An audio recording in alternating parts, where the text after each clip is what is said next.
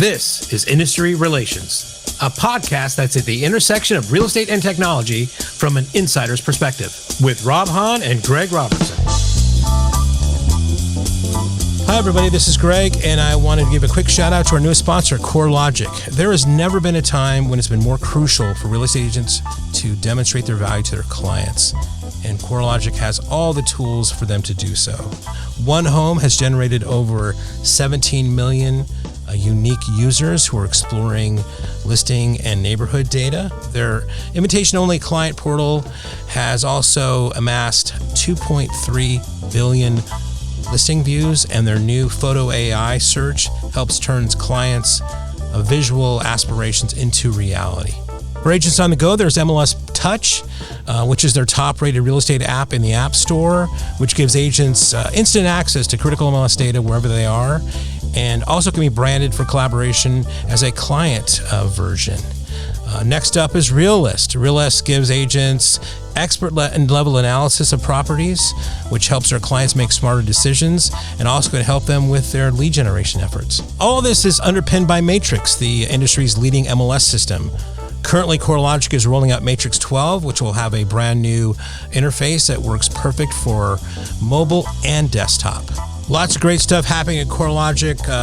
Don't forget an update from your favorite rep, whether that's Rick, Todd, Kim, Lauren, or the rest of the crew, or visit their website. You can look at the link in the show notes. My thanks again for CoreLogic for sponsoring Industry Relations. Welcome to Industry Relations Live, the live stream. We apologize for technical difficulties. We just couldn't. There's so many issues, but at least we're able to do it on this channel, and then we will migrate this over. So by the time you are watching or listening to us, we may have been moved over to Industry Relations. And sorry if you wanted to come on, all right, I see Stephanie. So at least maybe somebody will ask questions or argue with us. So as always, I am your co-host, Notorious Rob, and as always with me, the fabulous Greg Robertson over this way. Hola. Hola. All right. So, the whole premise behind live stream, I think, so we may not get there on this one, was to, answer questions, listen to objections and arguments, because I've been spicy of late. But until that gets going, I figure we might as well start with the fact that Saturday is kind of when most of the industry will shift over, So give me your thoughts, just starting on that, Greg. I don't know if excited is the word, but I mean, the Twitter and the internet itself has just been, and I've been sent a lot of stuff of just how ill-prepared, because remember, it may have been the 17th for officially, but a lot of MLSs have already initiated these rules. Yeah. Right. And so we're starting to see the kind of the signals that are being sent out about this, where, people are being automatically fined. Yeah. As Stephanie says, the memes are already pretty spicy out there. There are people that are still not understanding what's going on. One of the most spicy conversations I saw was on Twitter, was basically Melissa talking about our last pod. Sure. Where you were encouraging realtors to commit forgery. I was encouraging realtors to do the right thing, but if you legalistic snitches want to keep calling it, commit forgery, go for it. I mean, I think there's a word for what you were suggesting realtors do, and I think that word is forgery. So I mean, I think that word is justice. I think that word is common sense. Yeah. So I mean, I don't know if you want to No, we'll definitely get into that, right? Because here's the thing. I think the example we saw on Twitter, one of the spicy memes I saw was the stellar fine. Right, which proved to be, a little bit inaccurate, but yeah, go ahead. I don't know how inaccurate or accurate it is. I mean, you probably know better than I do, but well, what it came down to is that yes, there was they are going to fine for that, which they should. Again, they want to avoid lawsuits, but that's retarded. Number one, but okay, go ahead. Yeah, hold on.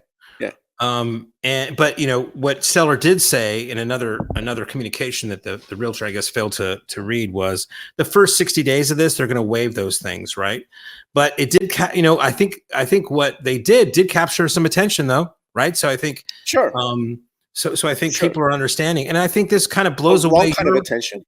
Well, you can call it what you want. I mean, but I think this really blows away your argument and your kind of view that the MLSs are not ready to or can enforce anything. I mean, it looks like the MLSs are coming hard and coming strong, and they can enforce this stuff, unlike what you thought.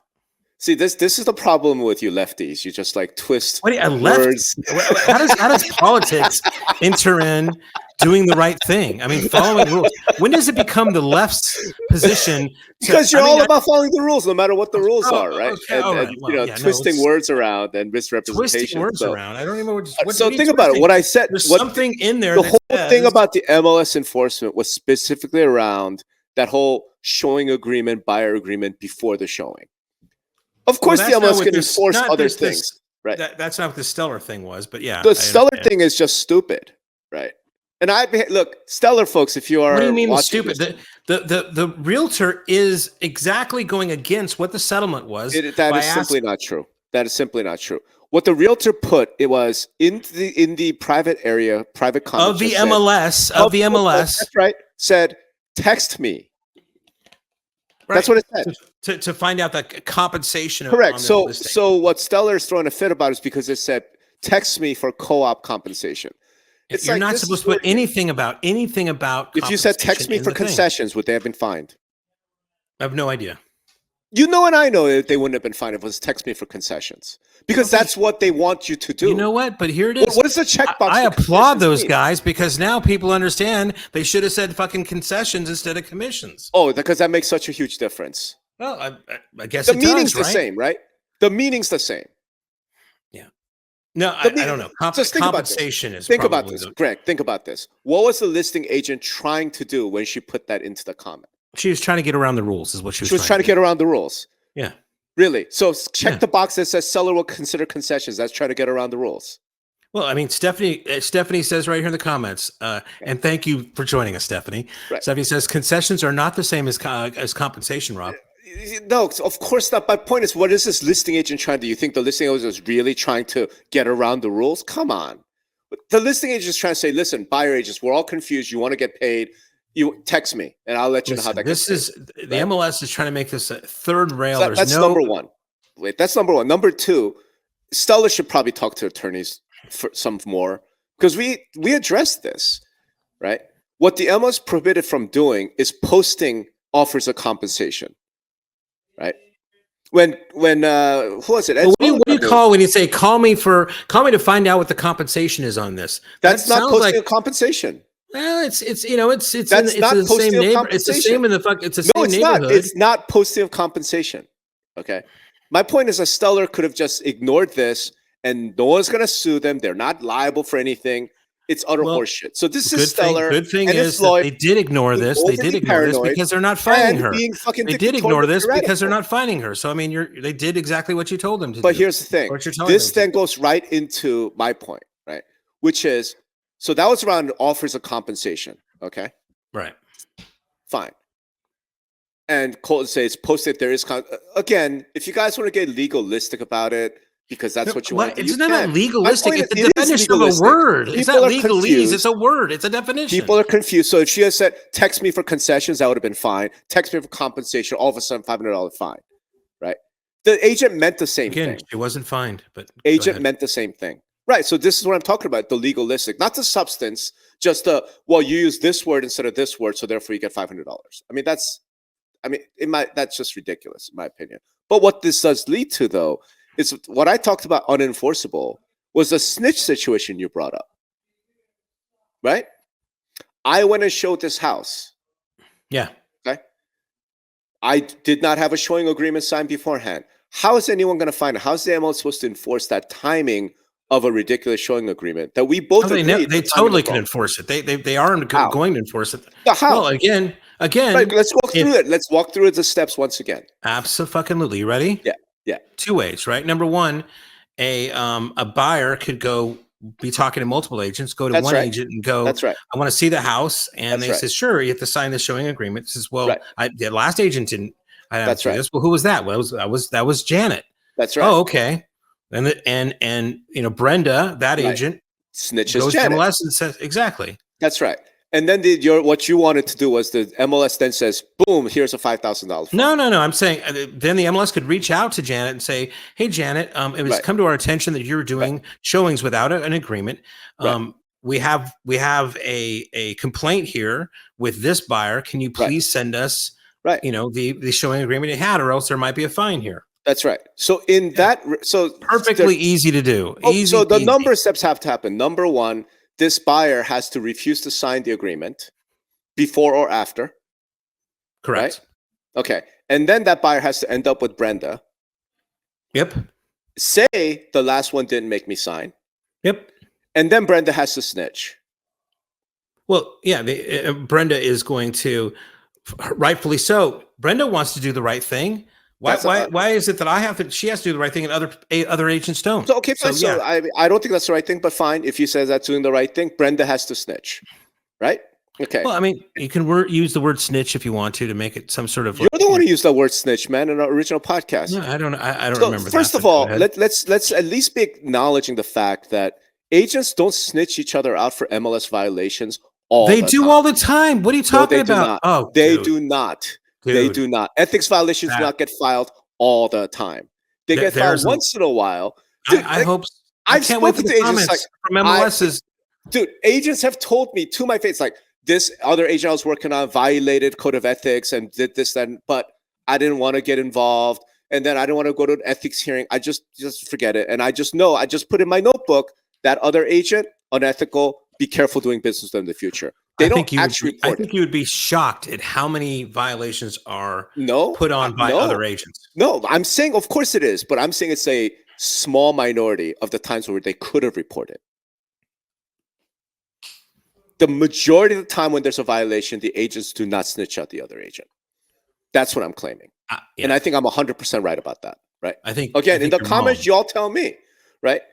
You all tell me. Okay, now. So I'm just pointing out, okay, so that happens. And now what we have here is a situation that goes like this. Sonny just walked in and say anonymous whistleblower button on a lot of MLSs. Okay, fine. Yeah, there you go. Boom. Fine, yeah. Sure. Anonymous reporting, which is so Stasi-like, but okay, we go with that, right? Okay. My point is this.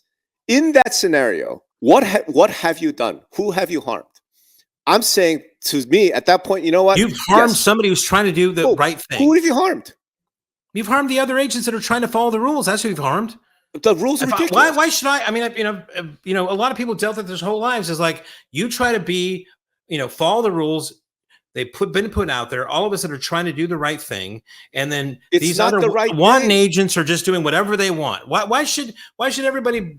Why, if I have to follow the rules, why don't these guys have to? Right? I mean, we all should. There's a set of rules, a set of policies. We're supposed to follow them. Let's follow them. Do you agree with this? Do you agree with the rule that you need to have a signed buyer agency agreement before you show a house? I think I've been on the record. I think it's too early in the process for that. Thank you. So the rule is wrong.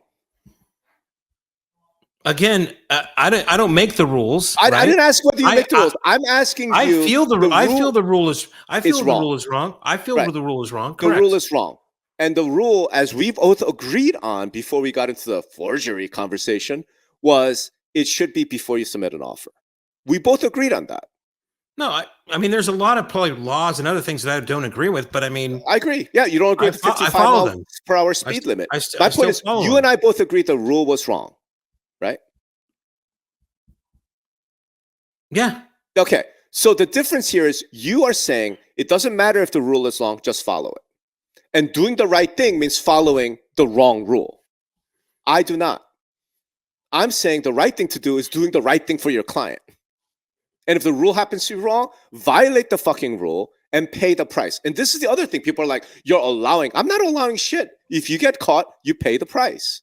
Just like if you speed and you get caught, you pay the price. You show a fake ID at the bar, you pay the price. Right? And then Stephanie asked the question, do you think people should only follow rules they agree with? Does that notion also apply to things like fair housing? The issue, Stephanie, is Do you agree with the rule?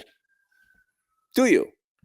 I'm sure there's a lot of white supremacists that don't agree with the rule in fair housing. And you know what? If they get caught, guess what? Then they get busted, right? Then they go away. My point is, if like at the end of the day, man, you got to do what's right for the client, right?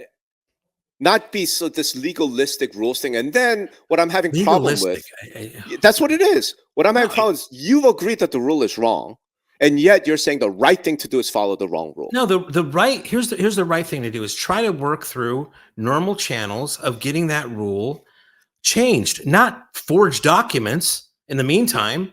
I mean, work towards something constructive within the rule set, not like create another problem by committing forgery to do that. Dude.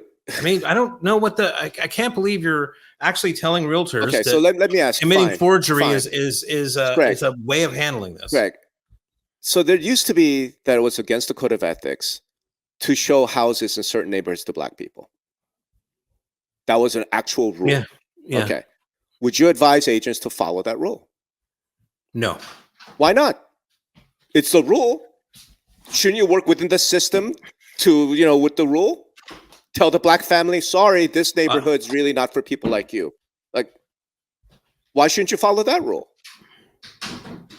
I don't think those are on the same level of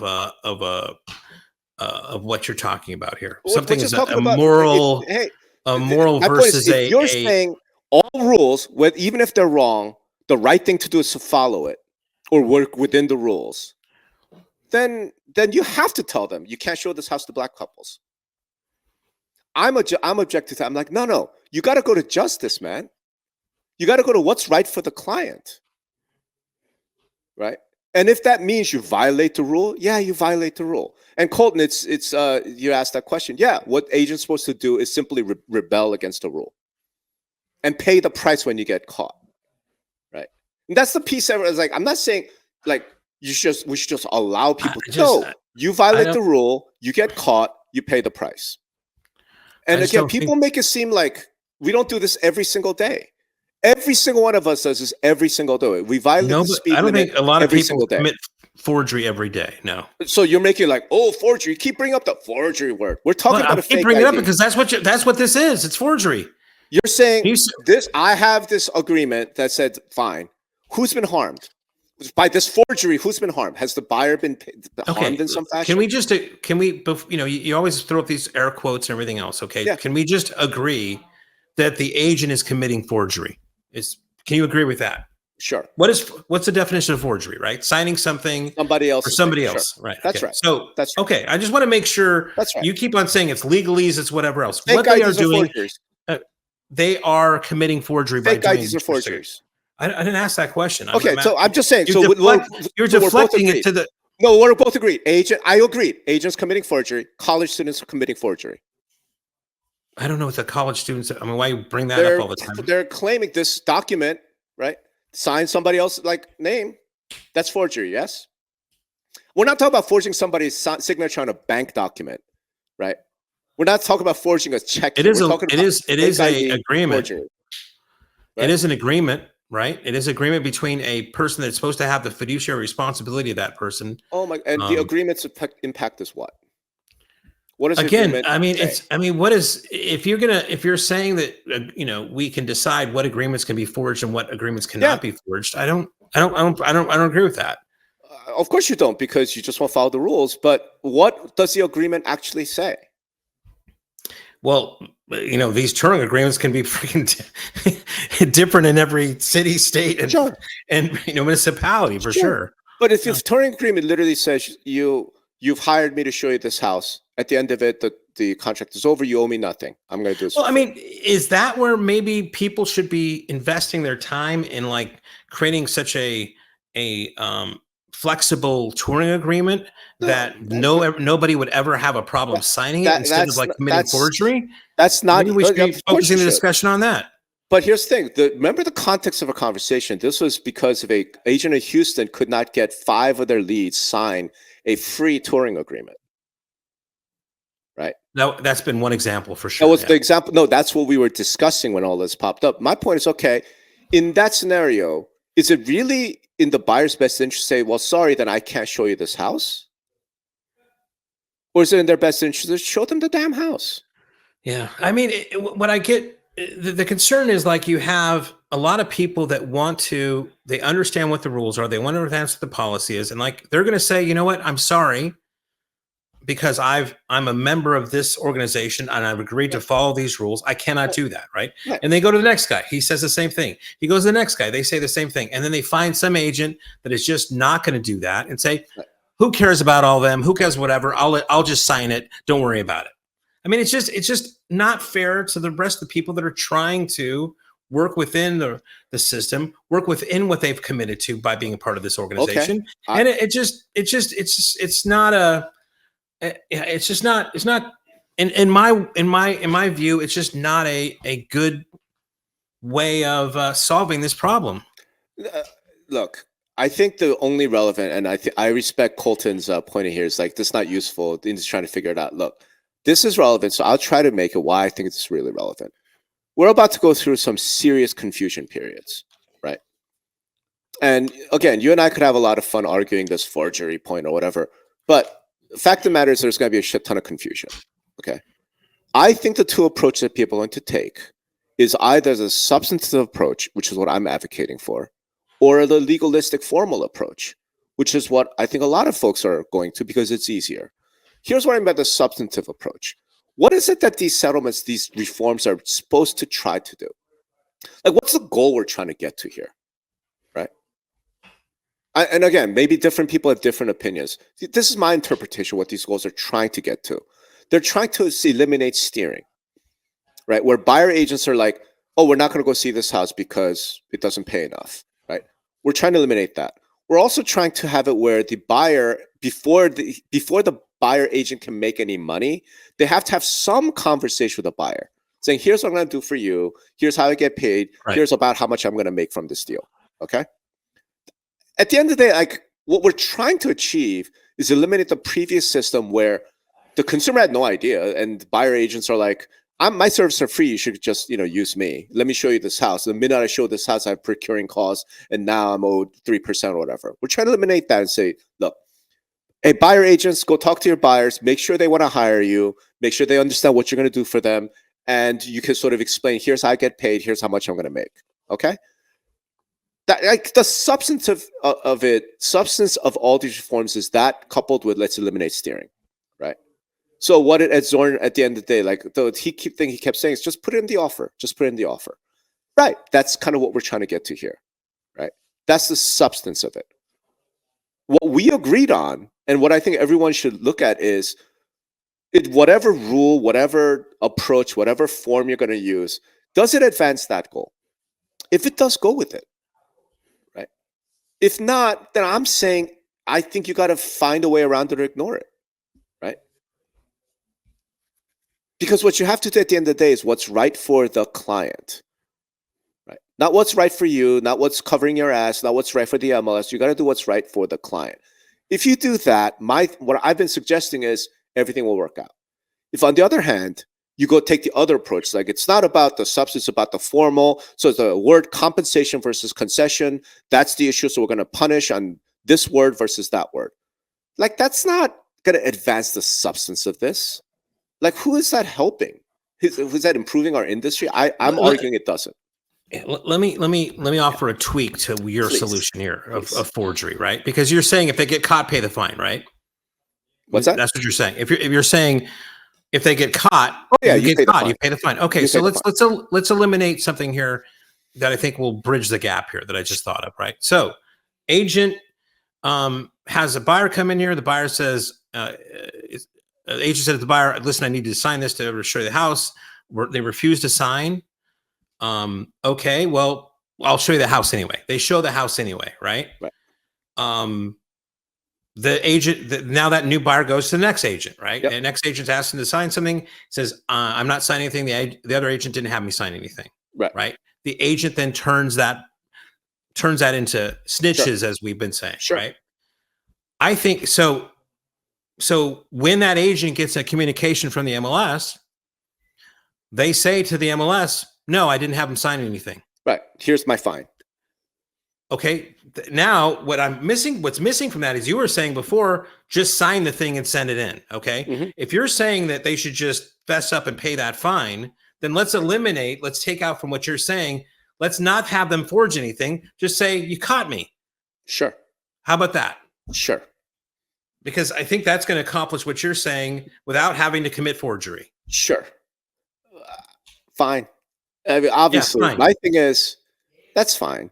Fact is, what people are going to do, like, human beings are human. They're going to, it's like, I don't oh, know. I think that a lot of agents are going to take this thing of signing a that's fine. document Let, more seriously than it seems like you are. let's put it this way.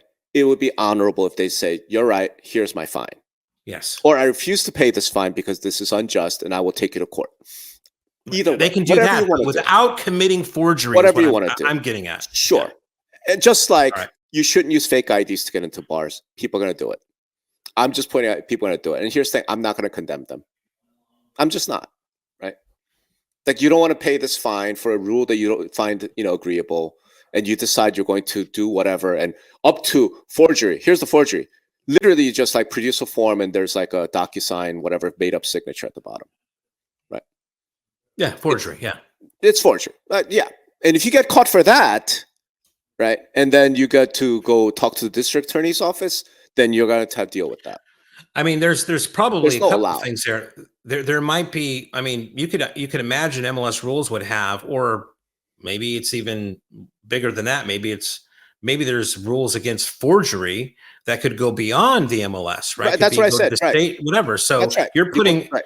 by them committing that forgery, they're endangering other things beyond just not paying a goddamn fine. So I wouldn't Hey, ever go down this road with that's forgery. totally fine. Like I said, man, you do whatever. Like, I'm just saying, I'm not going to condemn them for trying to get away from a unjust MLS Oh fine. yeah, I think going through this, I in my head, I think in what you're saying, if you're saying, hey, I got caught, pay the thing, and nobody has to commit any other further things, then Sure. I think we're at Right. a good Right. resting point for this. Right. And I think that's fine. It's so, like I There said, will be peace in the Middle East here. There will hey, be man, peace in the Middle East. this is what civil disagreement looks like. I mean, I'm sorry, we can't seem to have it in our industry too often, right? So here's the real takeaway, though, the next level from that, right? Well, this Hey, has got to be MLS. changed. It's got to be changed. It's got to be changed. But in the gotta be meantime, changed. everyone's focusing on, oh my God, the forgery. How about this? Here's the other place where we can come to terms, come to peace. Hey, MLS, when you get Brenda saying Karen didn't have a buyer agreement, and you contact Karen and Karen goes, yep, I did that because I thought that was in the customer's best interest. Right. By the way, I didn't charge them anything. You know what I mean? Like, I didn't put them on the hook for anything. I'm not claiming procuring costs, nothing. I literally just showed a home without a piece of paper. How about you make the fine 99 cents? Right? Because there's the other aspect. If the MLS gave a shit about the substance of the reform, the substance of what we're trying to achieve here, as opposed to, oh my God, our lawyers told us we don't come down hard, then like, get over yourselves, just go, Well, hey, you did it. We understand. Here's a fine. It's $1. it maybe it's a nudge, nudge, wink, wink, whatever. But let me just say this also. It's a very litigious environment out there, right? So I can't fault an MLS to being as careful as they can, because look how many millions and millions of dollars have gone out, how much time is spent on this thing. So for MLSs to be a little bit gun shy at first about this stuff and really kind of come hard down, I can't blame them for doing that, right? I mean, we're just at the early days of this, and these guys are a bit, it's like a beaten dog, right? Anybody raises their hand, they kind of flinch right now. Now we'll see what this goes over time, but I can't fault them for starting off with a hard line. Maybe that smooths out later on as we kind of learn a bit more, but I'm not blaming them for what the choices they're making right now. That's all. Sure. I mean, maybe it's not about blame. Maybe it's about, you know what? Rethink this. Okay. Rethink this. If you're the MLS, like, again, as Stefan pointed out, no harm, no foul thing. Like, really, if no one was hurt, and the agent here is not trying to do some fucking weird, unethical shit, it's like, okay, but here's the deal. So to me, the MLS in this case would be like the security at the bar, right? It's like, okay, this kid walks up, shows me a fake ID. I can tell it's fake, right? And I have to call. It's like, listen, this is fake ID. Maybe don't call the SWAT team and have the girl shot, right? Maybe have some like who's hurt by this, right? So something like the timing of buyer agency form, it's a $5 fine. Now here's the thing. Let's say you actually violated one of the substantive things. Okay. Like let's say you were steering, right? Like you're going around telling buyers like, well, now that I know, I'm going to call ahead, see what the concessions offered is. And because of that, I'm going to be like, oh, no, you don't want to look at that house. Let's say you were doing something actually at the substance of what we're trying to change here. And you want to come down hard on that. Who would complain? Go to town. Right? Who would complain? My point is, MLS talking about $5,000 fine for not getting the timing of this showing form in place. Like at that point, you have become tyrants. At that point, like the MLSs and the compliance department, like it's like they've lost sight of what it is that they're trying to do, what they're supposed to do. And it's the same problem as with the agents. So that's my whole argument behind this, right? Like I am a lawyer trained. Like I understand the importance of like terms and all that stuff. My point is like the formality of the law is not what's important. It's what are you trying to achieve? What's the purpose of it? What are we trying to get at? And we all agree on the purpose. I think we all agree on the purpose of this. Have the buyer agents sit down with the buyer, have a full consultation. Here's what I'm going to do for you. Here's why you should hire me. Blah, blah, blah. Go through the whole thing. And have the buyer say, you know what? I agree with you. I'm going to hire you. Yes, it is going to be 2.5% or 3%, whatever it is. Yes, I know you're going to ask for the seller for it. But, like, great. Have everyone understand everything and then go show them the house. My point is, if for whatever reason it doesn't work in that specific way, are you supposed to tell the buyer, then sorry, I can't help you because you won't sign this piece of paper? Some people are going to make that decision, and I'm saying totally fine with it. Like I've had people on my blog saying, I work this way, and I don't want to work with a buyer who's not a serious buyer who's not willing to commit to me. Hey, power to you, brother. That's awesome. My point is, but let's not pretend that's like for the buyer's best interest, right? Others are going to be like, what's the harm? Let me open the door, show this house. At the end of it, I'll be like, hey, now that I showed you this house, and do you want to sign with me? Right? And the buyer says, yeah, no, I don't think so. I'm not ready. Okay, cool. Would you mind signing this piece of paper so I don't get in trouble? Right? Like, who's been harmed in all of this? How does this affect the substance we're trying to achieve? Yeah. I mean, I think, again, the industry got sued, right? We created a settlement. We agreed to this settlement that has A, B, C, D, E, and F, all the way to Z, right? Some of those things are substantive, as you said. Some of those things, I think if NAR went back and they looked forward a little bit more, maybe the 2 billion number as you thought about it, and this, they would go, yeah, you know what? We should have kind of fought harder here or thought a little bit more clearer on this, right? They would have. But the fact of the matter remains the same. We, as an industry, and again, not blaming anybody, whatever, but we came up with a settlement. We agreed to the terms of those settlement, right? And we signed to say that we were going to do our best to handle those things. And for later on us to say, well, A, B, C, D, I think, makes sense, but F, I'm going to be a little bit on, even though that of all those, A through Z, maybe F and G and L don't make, aren't really that kind of thing. We have to still understand that we signed to say we were going to, this is what we agreed to, right? Yeah. Because we want them on the other side to say, well, you know what?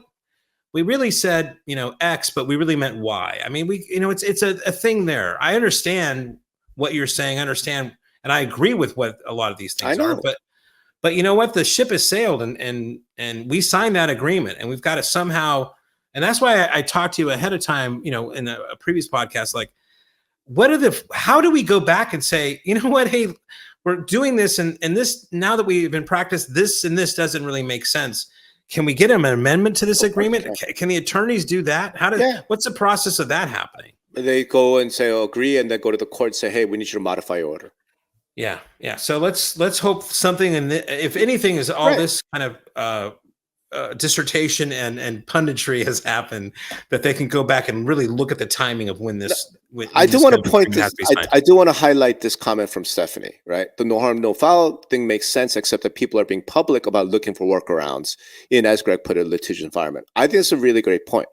Here's what I would say about that. Right, we've both seen this. I saw that. You know that picture you saw. Somebody put 3% inside the lockbox. Yeah, that's Okay, funny. Or that they mowed in the lawn 3%, right? you want to find those people $5,000? Have at it. Right. Right, because to me that is your. And here's the thing: this is where common sense has to come into play. Right, like common sense, like you and I, everyone looks at that and goes, okay, you're clearly trying to play games here, trying to get around the substance of what you're trying to achieve here. To me, that is really different than some buyer agent showed a house and the MLS comes on him super hard. It's like, oh shit, I don't want to pay $5,000 fine, so here, right? But don't you Yeah, think? Okay, I agree with you. But don't you think? Just going back to our first thing, that one example that I gave you that Stellar fined for, when they put in the agent remarks, right. reach out to me, text me about this. I mean, a little borderline, a Maybe little what borderline. here's the thing. I think before they remember, one of the things about it was no call, no inquiry, nothing, just boom, fine. Right.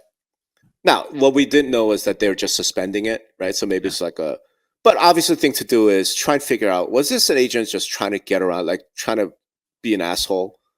Or did they mean concessions and just forgotten to use word compensation? Yeah. Do you know what I mean? I think that's a phone call, right? I think that's reason. Again, I'm like, let's just go back to common sense. We know when people are trying to fucking play games, right? I mean, I Yeah. think most of us can tell. But I Are mean, there going to be, those really difficult gray line? Sure, right? Sure. but I mean, like think about it from this perspective. You're a parent. I'm a parent. I've managed salespeople for a long time, and when something goes awry, you got to put those rules in, and you go hard the first time to get people freaking to implement it. And as you go on in time, people get the message, and maybe later on it's not as whatever. But you got to come hard that first time when you're putting these things in. If you Yeah. go soft to begin with, you're not going to get the kind of effect that you want here. So we'll see. So let's try and move on a little bit. We agreed we're going to start with that topic because it's the hottest. That yeah, people like it if we. I think we came with a good conclusion, though. I think so. Just don't commit forgery and fess up if you get caught, and hope and let's add to that the MLS should be pretty lenient in those types of offenses because, as you say, you're saying that there's really no harm done. So I like that. Cool. Yeah. Don't force agents to have to go commit forgery. But here's the thing. I'm going to repeat this before we move on. If you do the forgery thing and you get caught for that, and then you have to go to jail for it, guess what? You pay the price. Like none of this is you should get away with stuff. I'm just saying, just pay the price. Anyway. Yeah, and the judge isn't going to say, Uncle Rob said I could do it. No, the judge is going to fucking go after you. And like, hey man, that's the nature of civil disobedience. All right. So the question, this I think is from Wendy. Can you talk about the ramification of brokers that put in their contracts to quote skip the home if comp isn't offered? Good one. Thoughts? I mean, yeah, not cool. See, I want the MLS to go after this. Right? Yeah, not cool. Find this $5,000. Yeah, I mean, is that really? I mean, it's got to be happening out there. I've shared some stuff. It's like, with an agent said, like, when they were asking for what they think of the counter, and the buyer's agent says, well, you're only offering 2%. If you offered more, I could work a little harder on this, right? It's like, what the actual F on is going on with that, right? Yeah. So what the ramifications? No, big fine, big termination of their license. I mean, go hard, right? Big lawsuit, everything, right? Yeah. So let me ask you this question, because that question from Wendy leads right into it. I don't know about you, but I've been having a shit ton of these like investment analyst calls. and they're asking my opinion about what do you think happens, like in the short term and then over the longer term, to the industry. I don't know if you had those calls as well, but I'll just ask, what do you think happens now? So after Saturday, short term, and we'll define that as through the end of the year, okay? And then longer term, what do you see happening? Restate the question one more time again, because So, in the short term, like after these changes are put into place, right? Do you think agents like all switch? Like, what do you see happening industry wide, right, in terms of agent and broker behavior? Short term, it's like through the end of this year, and the longer term. Oh, I think I've written this. It's going to get worse before it gets better. I think we're going to see it's going to be a shit show till the end of the year. It's going to be a shit show to the end of the year. Like, what's the shit show? What do you? Shit show is exactly like some of the memes you see out there. Like I just mentioned, agents going, well, 2% is too low, and I'm not going to work that hard if you're only going to be paying me 2%. And say that in writing, and say that in emails, and say that on Twitter, and do all the awful stuff. Or just what Wendy's saying, brokers saying, skip it. If they're not offering comp, move on to the next one. Right. It's going to be that type of behavior because agents, they've been programmed so long that the way the business is done is this way, and now it's been changed, and they don't understand. I don't think a lot of agents really understand at the deep level what this is trying to avoid because they've been, it's a bit of Stockholm syndrome. They've been under this perception for so long that they think it's cool, it's copacetic, it's kosher, right? So they're just gonna, it's gonna be ugly for a while, and then we'll roll into maybe something better, maybe at the beginning of Q1 next year. So there's one question, one issue where I wasn't quite sure, so I'll just kind of lay it out, see, get your take, and then everyone else who's listening, if you have a take, we'd love to hear it as well. Which is around short-term behaviors of listing agents. Okay, and the question essentially was, I can't remember what company it was. It was on Twitter somewhere where one of the brokers already have said, if you want to see commissions, compensation offers, come to our website. And we talked about this, like that is specifically allowed in the settlement, right? Yeah. And then we talked to Ed Zorn, and since then I've kind of changed my mind. I feel like it'll be relatively short term. We're going to see the offer of compensation go away, not because of the settlement, not because of any of this, but because of just straight competition. Right. And this is what Ed's point was when he was on the podcast, right? It's like, if you walk in and say to the seller, my commission is 6% because I'm going to share half of it, and I walk in saying my commission is 3%, I'm going to win that business every single time. Right. I kind of think that's going to happen. So even if websites have, compensation offers, I know there are companies out there like collecting offers of compensation, all that. I feel like it's just going to fade away. The question is how quickly. Do you see that fading away by the end of this year? Do you think it could be that fast? Or is it going to be like end of next year, when the listing agents figure out, hey, man, if I go out with 6%, I'm going to lose every single presentation. Like, how long do you think it'll take? Well, yeah. Yeah, it is. It's almost like it's like a marketing pitch, right? I mean, it's marketing messaging, right? So what is going to work? Yeah, you know what? I don't know. I mean, I think people are going to experiment. I think that's one of the ways people could look at it. I think another way could be looking at it is like we're offering up to, they'll use a dollar amount instead of percentage and see how that works based upon the price of the home. But so it's not the offering. I'm saying at the listing presentation, right? The listing agent, you go in, you talk to the seller, here's all the wonderful shit I'm going to do for you, blah, blah, blah. Okay, what's it going to cost me? Okay, but right?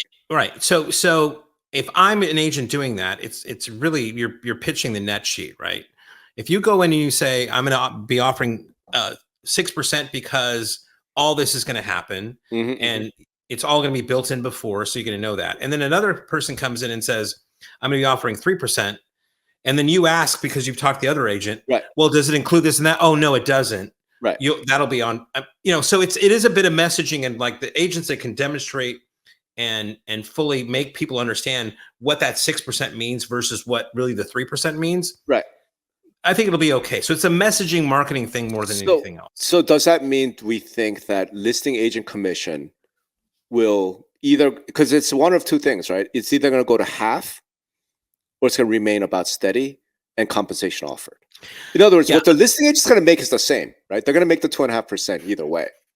The question is, are they going in saying it's 5%, right? Because I share half of it to compensation, or are they going to go in and say it's 2.5%, and then maybe concessions depending on offer? Yeah, I think if you see a trend happening now, and I saw this with EXP and some others, where they're saying a lot of these brokers are saying we're not going to do any broker to broker compensation things, right? So it's going to be you. I think they're going to keep it simple. Here's what I'm offering for my services. We should accept all offers from everything else, and then educate the seller saying these might include offers that are going to ask for some sort of compensation from the buyer's agent, right? But to mingle those things, I think that's going to be.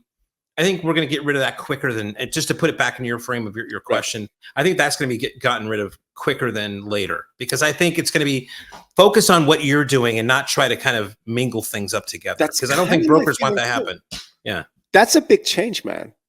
Like by the end of the year, think about this. By the end of the year, that's but there's that invisible hand again. I mean, that's exactly what I think the people behind this, maybe not just the lawyers who are just trying to fucking get paid, but want to see, they want the buyer to understand where the money's coming from and where who's paying that money. That's what, and that's going to like open their eyes on it. Now, I was talking to a friend of mine and he was likening this. Oh, that's just like, when they change, although this is actually, I think, pretty interesting, is like when on your credit card statements, you have to have a bit more context to like that 29% or that 12%, right? It says it's 12% or 29%. And that means, and it gives you a narrative of what that means, right? And it's like, holy shit, it's like putting the calories on a goddamn fucking menu. It's like, that's a lot of money. I never really thought of it that way, right?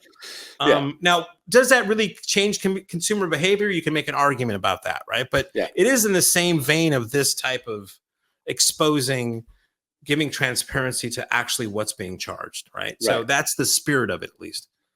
All right. So on the listing side, I think we're both kind of agreed that we are going to see listing agents pretty quickly, like by the end of the year. I think most of them moving from 6% commissions to 3% or 2.5%. You know what I mean? Like what I will charge you. Yes. And then we'll deal with the concessions. I feel like that's probably going to happen. On the buy side, though, because what you brought up is super interesting. This is the other thing I don't have a strong conviction on this. So maybe the agents in the field who are maybe listening, like chime in here. Do you think that buy side commission will get compressed by the end of the year? Like not 2 years out, like by December, this year. In other words, through concessions, right? I'm not sure. So I'll give you like why I'm hesitant about it. Okay. The thing that I think about is most people are worried so much about like the low income buyer, right? The VA loans, all that, and I have already addressed that with the whole other thing. But I kind of feel like at the luxury high end, there could be real pressure. Because I'm like, okay, it doesn't matter how rich you are, right? If I'm buying a $5 million house, right? What is that? $150,000?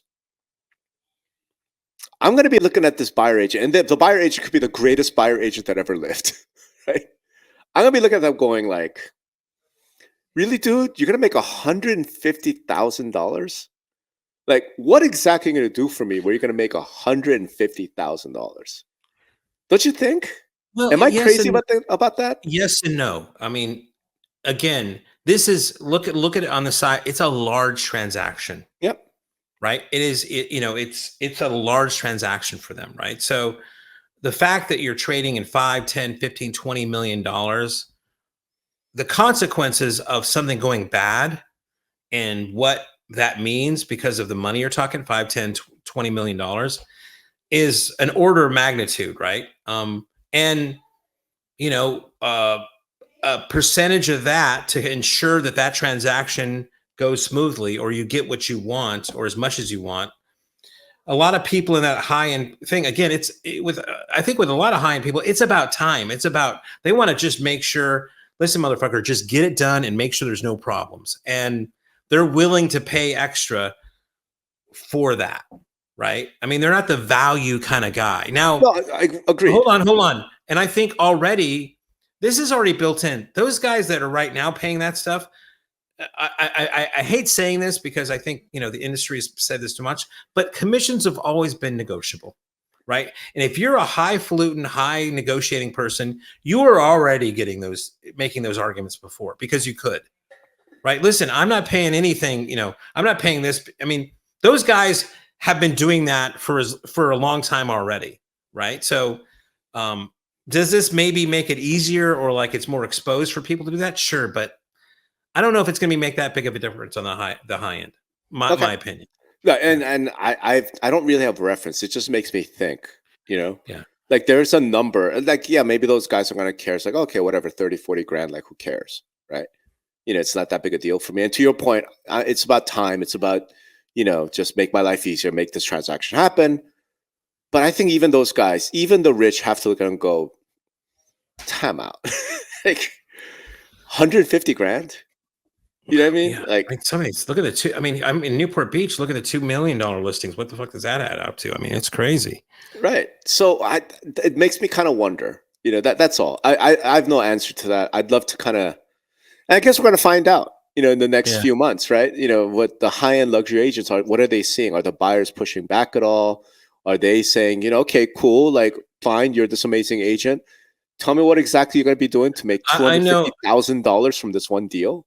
I know a mutual friend of ours that does a lot of transactions. I mean, what they're getting a lot of these because they've taken the compensation off the internet Right. in their listings is that, hey man, we'd love to do this, but you're only offering 2%, and you need to really come up because I've signed an agreement with them for 3%.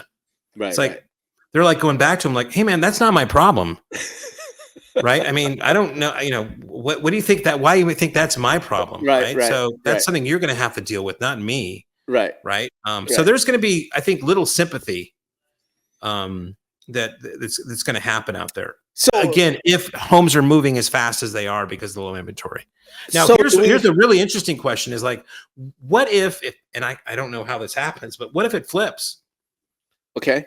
Can you imagine the bloodbath, the buyer's revenge? The revenge of the buyers after that, right? It's what do like, you mean? Oh, well. Oh, when the market flips. Yes. Yeah.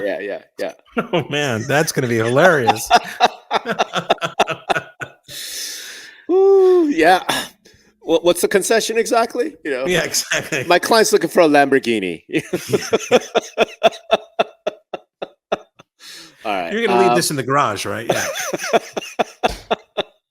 All right.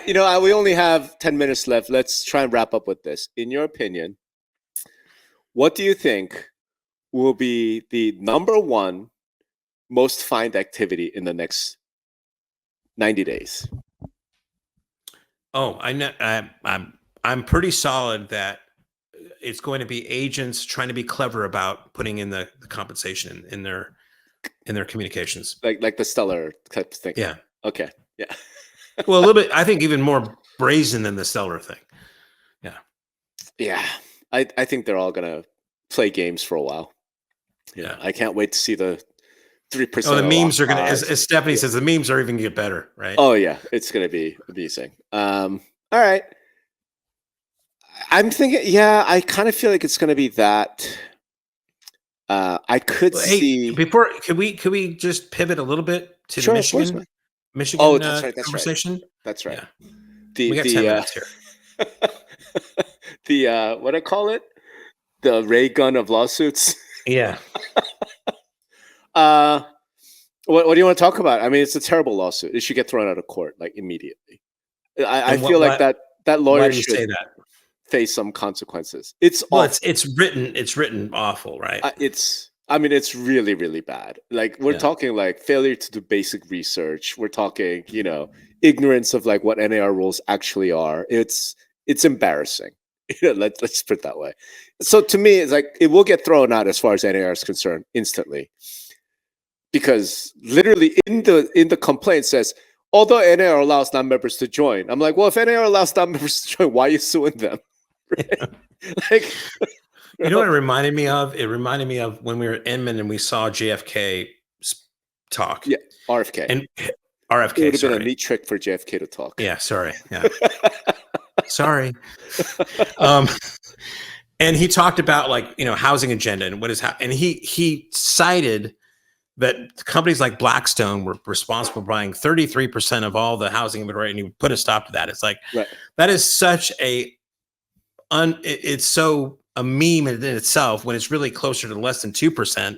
But somehow some article got written where everybody thinks it's like 30% of housing inventory has been bought up by Blackstone and other private equity things. For him to kind of like come out and say his policy is to kind of make sure that that doesn't happen. And well, hey, dude, you should talk to somebody that really knows about the industry, because that's just a flat up embarrassing. Sure, but he's not factually wrong, at least. Right? In other words, I think it was Atlanta where 33% of new home, like of I mean, he was making this a national policy. Yeah, it's not a national policy though, right? No, I'm just saying, but at least he's not factually wrong. I'm saying he wasn't factually wrong for a neighborhood in Atlanta. Right, exactly. Whereas this lawsuit was factually wrong. Like NAR does not mandate. It just doesn't. You know? Well, this is factually wrong if he's saying 30% of all homes in America are owned by. Sure. So now here's the thing. As I wrote about it, it's not about this lawsuit, right? This lawsuit's gonna get thrown out. It's a piece of crap. You know, fine. It's the real big thing is what the underlying bubbling resentment. Yeah, the vibe. Right? That's behind the lawsuit. Yeah. You know? I mean, we saw it a little bit in the comments here about somebody complaining it's not the industry, it's the NAR that came into the settlement, and the resentment on how this could have been better handled. And now we're fucked. You know, there's some of that. You guys, they're a member of you guys, right? So it's like I know. But what I'm saying is like, and this, we've seen this now a little bit, like time and again, right? One of the red pill moments of this year, I think, is brokers and agents realizing they don't actually have any say. They don't actually have any power, right? So they thought, you know, we're going to win this, right? Or, you know, even if we lose, we're going to appeal. Why? Because NAR has been saying that we're going to win this, right? And we're confident. And then even after they lost Sitzer, they're like, oh, we're going to appeal this. This was bullshit. The judge made all these mistakes. So everyone's looking forward to appeal. Let's go all the Supreme Court. And then all of a sudden, settle. Yeah. I think the agents are like, wait a minute. Before you did that, shouldn't there have been some sort of a plebiscite, some sort of NAR emergency member meeting, say, hey, should we settle or not? Like, and it turns out, no, that doesn't happen because you don't count. Like, you actually have no say in any of that. I mean, I think they made a smart move in settling. Now, some of the points about the settlement, yes, we could have, but I mean, a lot of stuff in hindsight is, you know, we go, why did you do that? But I mean, in the heat of the negotiations, I mean, dude. No, I'm not even questioning. I'm just saying that I think the sentiment from the ground up is that the realtor members, the brokers thought that they would have some kind of say in what NAR would do. And it turns out they have no say. Same thing with RE Colorado sale, right? A lot of the brokers there thought, well, this is our MLS. We're on the board, all this stuff. Surely we would have a say, right? Nope, you get no say. I think a lot of this anger and frustration comes from that. The $2 billion club, which we talked about when we talked about it, I bet the $2 billion club, they're like, we're the largest brokers in the industry, right? It's our agents who pay the lion's share of the membership dues to NAR. Surely they would consult us before, like, no. So I think what's interesting about that lawsuit is not the lawsuit. The lawsuit is junk. It's trash. What's interesting about it is the emotions and the motivations of brokers and agents that lays behind the lawsuit. And I think, this is my guess, and maybe if you're listening to us right now, you should go and talk to your members. I think the brokers and the agents have lost a lot of faith and patience in, like, organized real estate. I think that's the short way I can put it. And really, and maybe we end on this a little bit, is that, and this is just culturally, the country, we've lost confidence in our experts. Of course. We've lost confidence in the leadership we have, right? I mean, it's a systemic thing that goes on in everything that we looked at, right? And that's just, I don't know how we get back from that, man. I think we get back from it easily, man. We lost faith in our experts and our leaders because our experts and our leaders are fucking morons who kept fucking things up. Right? It's not like we just overnight lost trust in our experts. Our experts are lying to us. The vaccine is safe and effective. Fuck you, it's not. Right? It's things like that. Our leaders, we lost faith in our leaders. Going in the vaccine now. Okay. All right. I'm just like, that's one example. We lost faith in our leaders because our leaders failed. Right? Because our leaders fucked up. So it's not that hard to restore faith. It's like get better leaders, right? Leaders who aren't going to lie to you. Leaders who are going to actually deliver what they say, right? I mean, I think that's just endemic. You're right, it's society, but our industry, like NAR said for 3 years, we're going to win. Don't you worry, don't you worry, don't you worry. We got this. We're right on the. Okay, you lost. Shouldn't what were they supposed to say? What were they supposed to say? No, that's fine. My point is, shouldn't somebody have to resign? I think we did have some people resign. Goldberg resigned because of the sexual scandal allegation, dude. I think he's resigned. I mean, didn't he resign right after the lawsuit? Did Goldberg resign saying, I will take responsibility? The buck stops with me? No. He just kind of resigned early. That's what I'm like, and I'm just. I think that's how most resignations happen, actually. Well, I think if you want to restore faith in the institutions, then the institutions have to be competent, right? And if things get fucked up, then somebody needs to take accountability and be like, you know what? It's my job. It happened on my watch. I will resign. The Japanese do this really well, right? Where the boss, like, I take responsibility, I resign. I think it's going to take something like that to restore some faith. I'm just pointing out, right now, today, this is just my gut feeling reading that lawsuit and the comments from the industry. I think brokers and agents are pissed off and they're in no mood to hear any excuses. And I think they're mad as hell and we're not going to take it anymore. Kind of, right? So if you're a realtor associate, you better figure something out and fast, right? Like, this is my 2016 thing.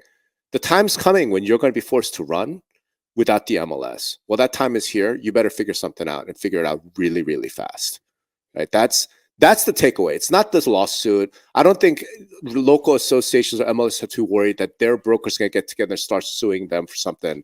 I think it's more you need to be aware of the emotions and the anger among your people. Right? And I think most of them are not. So let's end there. I thank you, everyone, for joining us on the live stream. We try to get to your questions and your things, but we will have this recorded, saved, and moved over to industry relations as soon as we can. And we'll get our shit together on the We will get our shit together for the next one. And we'll hopefully have some guests on, on the next live stream, because I think I have the ability to do that. So with that, thank you all for very much. And we are out of here. Thanks, guys. All right, bye.